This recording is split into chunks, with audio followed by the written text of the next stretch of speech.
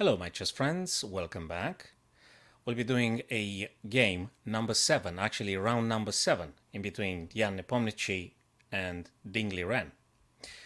These guys play with an incredible accuracy.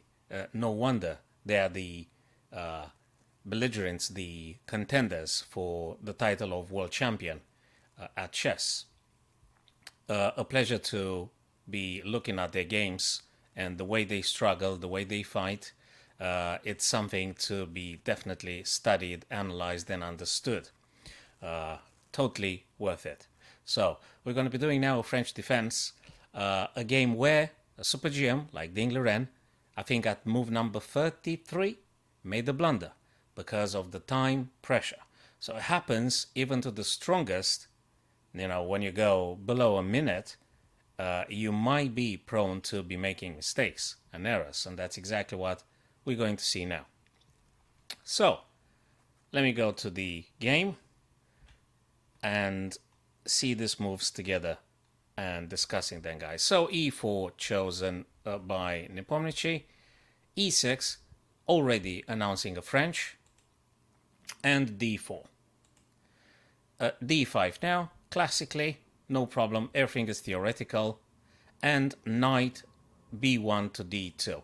Yes, you could also choose to play here if you want to. e5 taking more space, taking the natural square from the knight. Not a bad one. You could do knight to c3, but you might expect some unpleasant pin perhaps. So for this reason, Nepomniachtchi chose to play the variation with knight b1 to d2. Now there is no point for the dark square bishop to play bishop b4 because this is not a pin, and actually white's going to win a very important tempo with c3. So don't do bishop b4 because it doesn't make any sense here. So c5 actually, so that's the way for black to respond in the French. c5. That's what you want to play. So knight f3 takes and captures back. Knight f6. Again, you could push the pawn forwards if you want to, attacking this knight. There's nothing wrong with playing e5, a move that the computer favors. Taking on d5 also not bad, but also means that this guy could be freed up at some point if you take with e, but that would be an isolated pawn, so he took first with the knight. Knight on f3, bishop on e7, developing now, bishop to c4.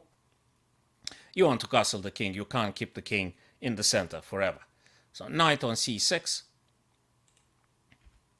knight takes, and b7 takes on c6. So that's an isolated pawn, and that's another isolated pawn, but it's very much playable. So that's not a problem that insurmountable for black here. Castles and castles. The game is in the middle, very balanced, even a long, arduous struggle for both belligerents. Far from over. Queen e2, more developing. You need to strive to connect your two rooks. Bishop to b7. And now bishop to d3. Probably Ian said, look, it's not too much I can achieve with this bishop on the c4 f7. So I'm going to drop my bishop on d3 because hitting on h7 is actually very important. Now, that will be a major of concern. And actually, if you watch both white bishops, they're actually looking very good. They're looking in the direction where the black king is. So from this point of view, bishop on d3 is quite an aggressive move. Queen to c7, kind of doing similarly, and probably already proposing to himself to readjusting a bit the bishop together with the queen, battery on h2. It's good to do this kind of batteries, my chess friends. You never know. Maybe your opponent will forget about the battery, playing the knight on a3, and then you can take on h2. Of course, it's not going to happen at this high level that the super GMs play, but even they, when they go under a minute, after like 1 hour, 30 minutes of play, they probably will be making errors. So chess requires incredible mental stamina. Queen to e4. And yes, now you could see it's a very direct checkmate threat on h7. Why not? Just do it. And I guess now, how much time did Ding spend here choosing what to play? Because g6 is also a choice, a possible choice for black. He spent 5 minutes, almost 4 minutes and 15 seconds, more or less, and decided to play knight back on f6. Also, black could have responded with g6. Now, by playing g6, yes, you do stop the checkmate. That is correct. There's nothing wrong. But at the same time, you need to accept that the dark squares are weakened. And probably Ding wasn't very happy allowing Ian to get the bishop on h6 and giving up on the dark squares control. So for this reason, he spent 4 minutes or so, and he decided, rather than g6, which is a move that computer also suggests playing it for black, but he went for the knight f6. More solid, not pushing the pawn that protect the king, because you will be creating weaknesses. So, you see guys, there's something in chess, you can't tick all the boxes all the time. So whatever you do has a downside, okay? So now queen to h4, aiming at the same h7 square, c5, and bishop f4, attacking the queen with tempo. Queen to b6, and knight on e5 being played now. And if you wonder why did Ian play knight to e5, neglecting completely that they might be taking a pawn on b2, because my chess friends, this is what we call a poison pawn. That's how a poison pawn looks like.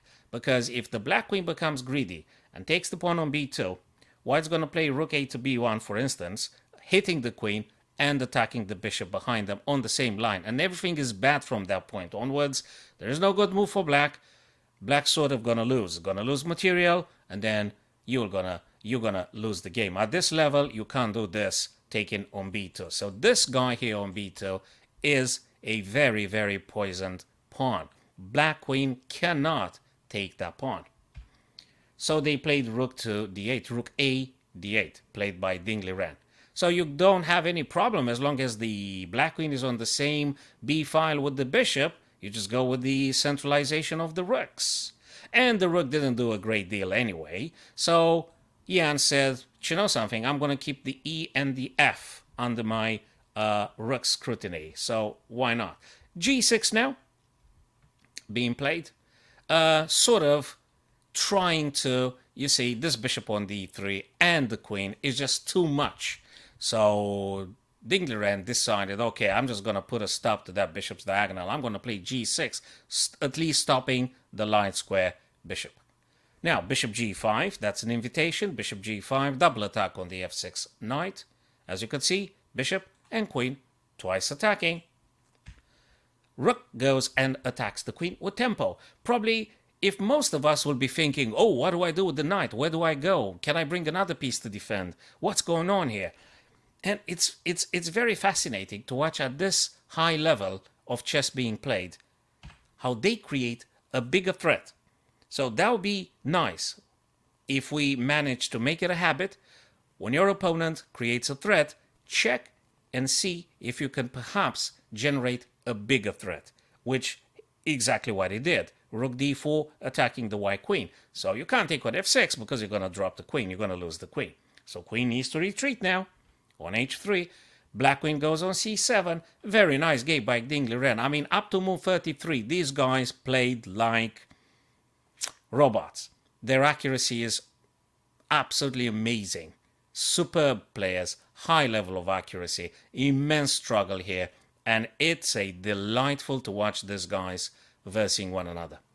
b3 now, if you're wondering why on earth did Ian spent a tempo moving b2 to b3, is because c4 is coming down.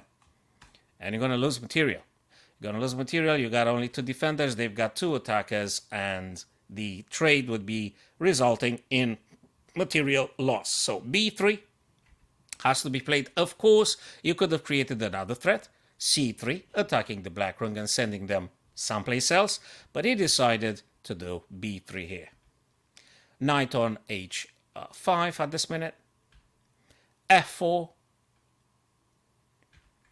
Bishop to d6. And c3. So now the black rook needs to take a decision. But before you move the rook, the black knight on h5 finally plays its part. Knight captures f4, attacking the white queen on h3, and forking also the bishop. So you must give up on the dark square white bishop, because it's just too much of an attack. Bishop takes on f4, rook takes on f4, and white rook f1 captures on f4. Bishop takes, supported by the queen, wonderful battery, and rook moves over to h4. So Ian here has two heavy pieces eyeing the h7 square. But surprisingly, maybe for some of us, Liren didn't even bother doing something with this pawn, either defending or moving forward, because there is one subtlety here. That will be a blunder. If white rook now were to take on h7, they're not going to achieve anything, because black rook would take immediately on d3, attacking the queen.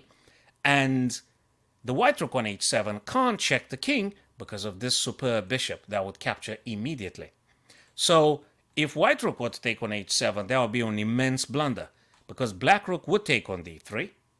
You have the queen under attack. You got to do something about the queen, you see. And if you move the queen away from h3, for instance, just give an example, away from supporting the rook on h7, king's going to take. King's going to take on h7. So you got to be incredibly careful, and already means white's going to lose. So you can't really afford taking on h7. So bishop e4, counteracting this guy here, who's absolutely a nightmare. So the bishop on b7, attacking on g2, you must get rid of it. So trade your opponent's most aggressive pieces. Bishop takes, and now rook takes. And although it looks like two white rooks and queen versus one rook, queen, and bishop might be on paper a bit better, the practicality, the concreteness of the position now tells you that actually this battery has more than enough compensation for facing two white rooks. You constantly need to be very careful about this battery plus the black rook, which possibly and definitely would be coming down the board. So that's more than enough compensation. The game is far from over, and the engine evaluates we've got a very balanced, even position at this point, my chess friends. So now, you don't want to lose the bishop, and you don't want to move neither bishop nor the queen, so rook goes on d5, very nicely defending. Rook goes back, but then again, you can't really touch this guy because you don't have a follow-up. Queen to d6, actually making more powerful for black pieces the d file. Now you got a very strong battery, a rook that might possibly attacking on the third rank, on the second, depends where it looks more juicy for black to follow. Queen to e3, perhaps dreaming of a queen h6 and maybe hitting the h7, which it's being stopped immediately by Liren, which pushed the pawn forward. So you can't mess around here. You can't allow the white queen to make it on h6 because you can't defend this time. And if the queen takes here, it's going to be very bad. So Liren decided that's enough. I have to push the h-pawn ultimately. g3, because this is just too much. Bishop on f6, attacking the rook, which goes very nicely on c4, double attack on c5, black pawn now, and dismantling the pawns protecting the white king. That's what Liren does, and now white takes on h4. There is no other better move here. And now this is the moment, my chess friends, we're getting there. He just started, Liren started a bit earlier with the move which exactly was supposed to be happening in a different order. And the order would have been bishop e5 being played right now rather than rook d2. Bishop e5, because you want to do more than just capturing a pawn. You actually want to attack the king to checkmate them. So bishop e5, then rook d2 would have been pretty much super uncomfortable for white. The most precise play for black here. You don't need to believe me. Toggle on the engine and they will be confirming, and probably some other commentators have said that already. But now, due to time pressure, and Liren, if you watch the clock on the left side, you could see 5 minutes 39 seconds. He's on move 32. He needs to reach 40 moves in order to get 1 more hour for the game. So time pressure is enormous, and human thinking is linear. You need time to generate good quality moves, and you don't have that luxury. So he went with rook d2 a bit more earlier than necessary. And now Ian manages to save the whole thing. And Ding actually is going to blunder. He already did a blunder. He was supposed to actually check the king or retreat on d5. Again, the game would have been 0.00. But he actually chose the worst move in this position because, look at that, under a minute, 44 seconds for black here, very difficult. And Ian now already in the lead. Queen takes c5, black's in trouble. King moves, no more leverage for black upon attacking the king. The bishop does not attack. If Liren would have played the bishop on e5 on move 32 rather than rook to d2, that would have been a totally different story. Now black has gotten one piece less in attack. So rook f2, hitting the bishop, king g7, the other rook comes and hits the same bishop. And what's more painful for black here, it not just attacks the f6 bishop, but also attacks f7. So whatever black chooses to play is lost here. Ding Liren is on 17 seconds, must have been excruciatingly painful for him because, mentally speaking, because you can't save nothing here. He took on c3 and then he resigned. Whatever he chooses to play is bad. If you're thinking, okay, I'm going to just take the pawn with the bishop, this is a disaster. It's a checkmate in 2 moves here, guys. We've got rook taking. If you go on h6 with the king, queen g5, checkmates, finishes off the black king immediately. And if you go on the back rank here, we got queen f8. So either king to g8 or king to h8 will be very nicely finished with queen to f8, check and mate. So that was a superb French defense played by Ding Liren versus Ian Nepomniachtchi. Unfortunately, time pressure is a real killer in chess as in our lives as well. So that's another similarity in between chess and life, if you prefer so. So that was a very nice French defense, my chess friends. I hope you liked it. And I think tomorrow, 20th of April, we'll be watching again this Titans of Chess struggling and fighting one another again. I'll be definitely watching it, and I think I'll be streaming live on my end this beautiful, beautiful struggle. So, thank you for your time, my chess friends. That was the French defense, and I'll see you very soon.